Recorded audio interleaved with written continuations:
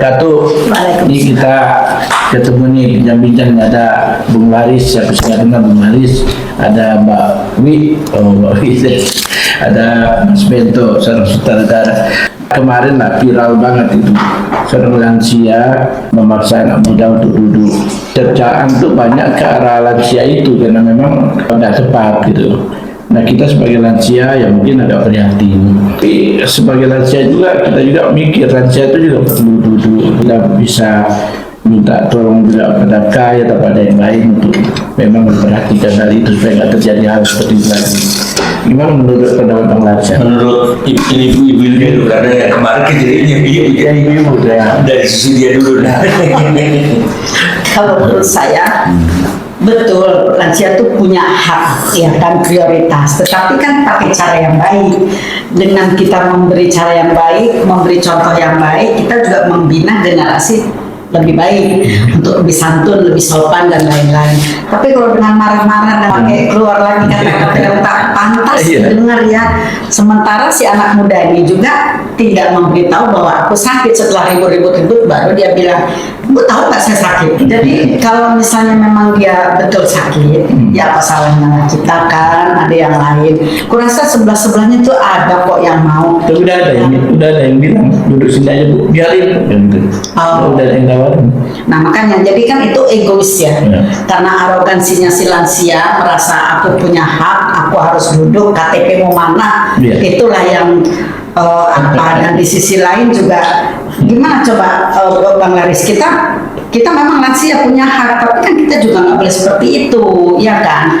Kita harus memberi yang baik. Tapi kalau kita lihat dari pendapat netizen, semuanya lain lansianya, bukan lain anak mudanya. Iya, karena memang perilaku si lansianya memang kita sendiri secara sesama lansia juga tidak mengiyakan bahwa itu juga tidak baik gitu. Arogansinya luar biasa itu. Tuhan, aku udah nggak harus bicara apa dengan ibu itu kan. Jadi kuncinya kita kan seharusnya kita beri teladan pada anak muda, bukan kita malah membuat teladan yang justru jadi maki-maki orang muda malah kan. Gimana malah lihat juga. Saya tertarik kalau tiap hari kita bertemu dengan Bentek Dogatorop ini. Saya lihat dia suka merenungi sesuatu peristiwa. Mungkin beliau lebih pas kan itu memberi komentar atau masuk apa gitu, analisa gitu. Bentek Dogatorop ini kan linknya ke semua artis-artis, ada Luna Maya, Ayu Ting Ting, Raffi Ahmad. Nah mereka jangan-jangan nanti terinspirasi dari situ kan, sejauh mana orang tua bisa memberikan edukasi kepada yang muda. Artinya contoh lebih baik daripada perintah. Nah kalau seorang ibu yang sudah lansia maki-maki, lalu di mana contoh kepada yang muda kan? Berarti maki-maki itu bisa jalan keluar. Saya kira saya nggak setuju lah. Kalau saya sih sebenarnya saran saya untuk lansia ini terlebih kepada kereta api ya. Itu kan gerbang 1 sama gerbang terakhir tuh khusus wanita. Ya. Kenapa salah satunya itu tidak dibikin untuk gerbang lansia gitu loh? Persis. Harusnya kasih ini gerbang untuk lansia. Jadi tidak diganti. Jadi kan dulu enak. Lansia siapapun yang masuk nggak perlu harus motor-motor sama orang muda begini, nggak perlu. Jadi itu saran saya kalau memang bisa diwujudkan oleh pemerintah gitu loh. Tujuan pertemuan kita ini gitu loh. Jadi cuma satu yang masukkan. Ya artinya Cukup satu gerbong. mungkin gerbong 3 mungkin kan. Nah, seperti busway, gerbong 5. seperti busway kan, itu sudah dibikin khusus untuk tempat duduk wanita. Ya kan, khusus itu. Kenapa tidak bikin di situ untuk lansia? Oh iya, Bisa dibikin kan. Lansia paling naik berapa orang sih? Ya. Paling banyak itu saya rasa 5 orang. Ya karena kita nggak ngomong, tidak beritahu pemerintah atau departemen terkait, semua dianggap ya nggak ada suara, berarti baik-baik aja. Nah, semoga dengan pertemuan ini bisa kita viralkan, kita berikan masukan kepada lansia, jangan mentang-mentang. Kalau memang masih kuat, ya kenapa harus itu? Kenapa harus kan? Sebaiknya ada empati dari yang lebih muda. Karena begini persoalan kemarin di rumah saya nih. Anak saya Obama Putra Laris, jadi dia sekolah di Penahur, di Bogor. Di sekolah itu sudah padat itunya pekerjaannya, karena dia pukul 5:30. Nah kalau udah sampai dari Depok, Mak katanya, tolong ojek, udah naik bis kita aja supaya bayar. Dia bilang dapat pun saya tempat duduk, pasti akan berdiri juga. Mengapa? Bagaimana perasaan saya kalau ada yang tua masuk, sementara saya duduk? Pertama, dari sisi etika saya akan dicela, padahal saya capek. Ini yang barangkali juga menjadi masukan solusinya, bukan lagi menyalahkan begitu dia muda. Ya. Oh, kamu berdiri, kamu nggak tahu diri, kamu nggak gitu. Ya kan? Jadi empati itu diajarkan oleh yang tua, jangan hanya minta dari yang muda. Iya, kan sebetulnya orang tua ini anak-anak itu kan bisa dididik, masih dalam masa pertumbuhan. Misalnya, sorry ya, Mbak, gantian dong. Kalau dia bilang, Pak, Bu, saya ini lagi ini, ya, masa dipaksa? Ya, benar. Berdiri. Itu tadi kan, artinya tidak digeneralisir. Ada kasus-kasus yang tidak bisa kita hindari kan. Seperti saya kemarin apa sih namanya itu, kereta api. Saya lihat yang di depan itu dan gue udah lesu. Saya berdiri aja sampai di terminal, gitu. Kadang-kadang anak-anak itu kan dapat duduk dengan perjuangan berat. Artinya dia nggak langsung naik, mungkin naik kereta dia penuh, dia tunggu, dia penuh sampai yang artinya sampai ada yang kosong baru dia beres, katanya sakit kan. Nah kita minta lagi, kan dia udah berjuangnya berat, kita minta lagi kan berarti kita nggak empati juga. Ya, tapi memang gini ya, sebetulnya sih pendidikan dasar itu dari rumah. Sebetulnya ya, dari rumah. Kemudian sekolah. Sekolah lebih banyak anaknya di sekolah. Jam 7 sampai jam 5 sore atau jam 4 sore. Jadi di rumah paling berapa jam ketemu mama bapaknya kan? Gitu. Nah, kemudian tambah lagi pergaulan. Tambah lagi yang dilihat mata dia. Oh, siapa begini, satu begitu. Yang mana yang mau dia ambil kan? Dia melihat. Kalau kita tidak memberi contoh yang baik juga, susah.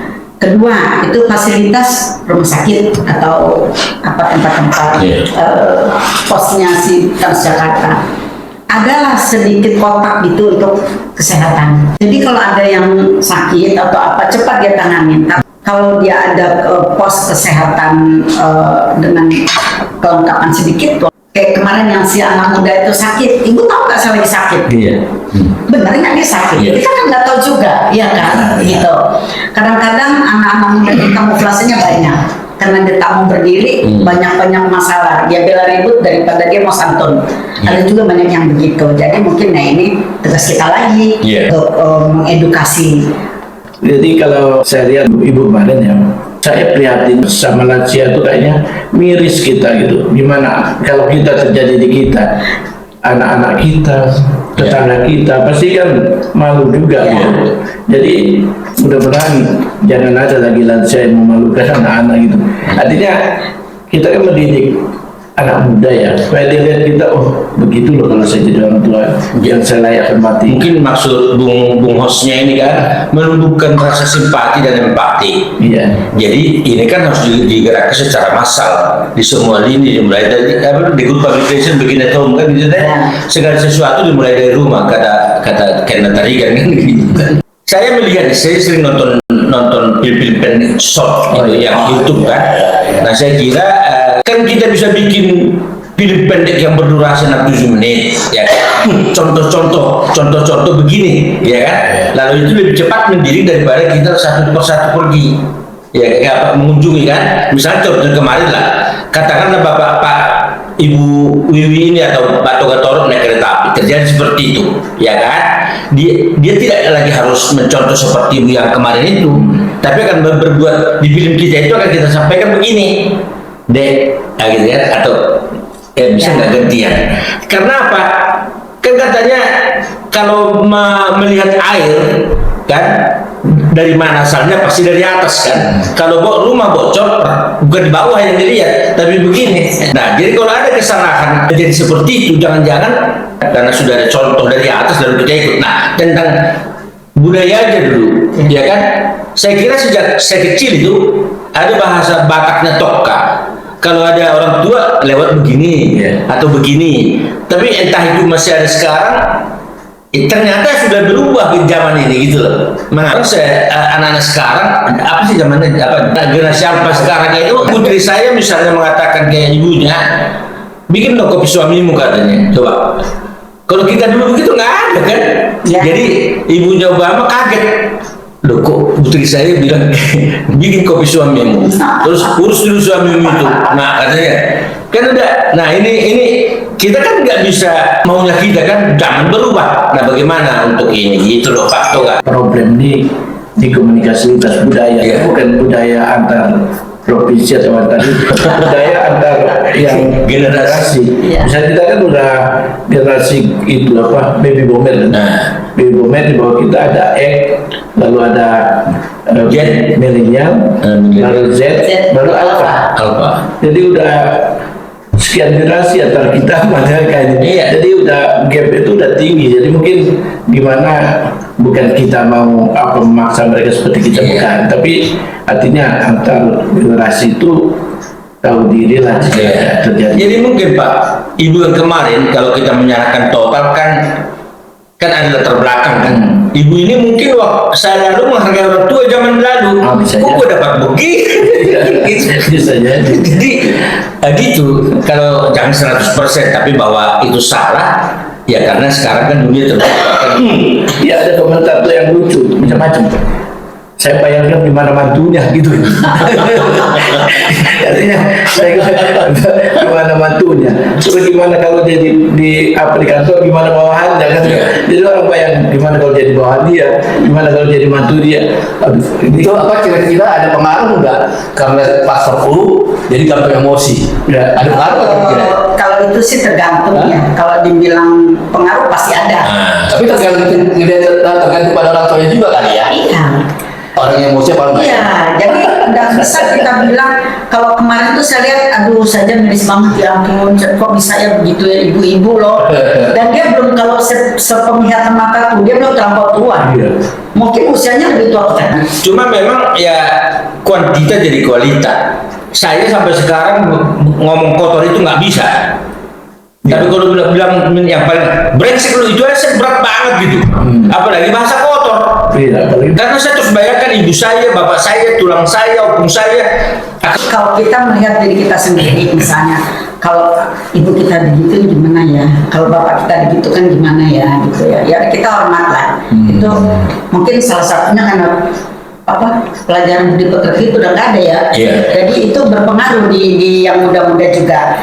Tadi dibilang zaman kita udah berubah, memang bukan berubah sih sebetulnya Pak ya. Berubah sih nggak ya Pak ya. Tapi memang sudah mengikuti zaman. Iya. Gitu ya.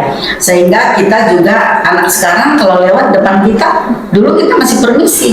Dulu bapak ayah kita panggil aja udah menderit gitu kita takut. Iya. Sekarang kita Sama ya. dia lebih ngotot gitu kan. Nah, Mari kita lain ya. Enggak, saya kebetulan Bung Lasu udah baca, saya bikin narasi bahwa bicara tentang dewasa, bahwa jadi tua itu pasti, Iya. tapi jadi dewasa itu belum tentu. Iya. Artinya salah satu ciri dewasa itu adalah bijaksana. Jadi kalau kita jadi tua nggak bijaksana, kapan kita dewasa gitu kan? Itu. Wah, umur doang. Ya, artinya kalau disebut dewasa kan tahu kapan harus bertindak, kapan harus bicara, tahu bicara apa kapan gitu, bertindak apa kapan. Jadi kalau kita lihat kayak kemarin kan kita pernah ngalamin krisis kemarin kan dibakar-bakar rumah orang kan, itu kan gara ngomongnya dianggap nggak dewasa gitu kan. Ya maksudnya Bung mungkin begini, semua kata kan bisa dipakai, Iya. tapi di waktu dan tempat dan tiada. Iya. Jadi tempatkanlah perkataan itu di mana. Ya, artinya ke depan Iya. masih banyak pekerjaan kita, mungkin kita ngasih PR juga Bang Tor. Iya. Bikin skenario nya ya. Ya. Enggak, jadi gini.